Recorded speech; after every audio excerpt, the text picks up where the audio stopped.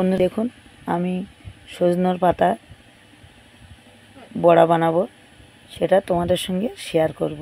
আমি একটু শিলি ফেলে একটু থেঁতলে নিয়েছি, কারণ পাতাটা খুব ছিল, ওই জন্য থেঁতলে নিয়েছি।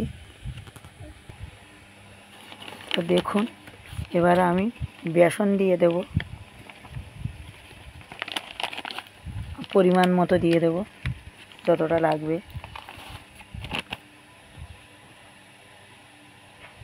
এবারে আমি হলুদ গুঁড়ো দিয়ে দেব, একটু লঙ্কার গুঁড়ো দেব, একটু গোটা জিরে দেব,